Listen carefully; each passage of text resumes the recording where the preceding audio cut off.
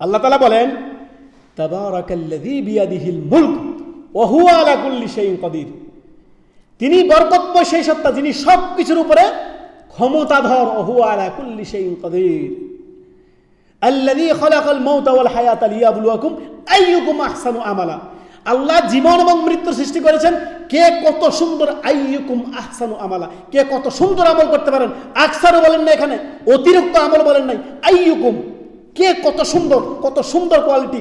ইখলাসের সাথে আল্লাহর জন্য ইবাদত কবুলের দুটি শর্ত, একমাত্র আল্লাহর জন্য, একমাত্র মুহাম্মদ সাল্লাল্লাহু আলাইহি সাল্লামের তরিকায়।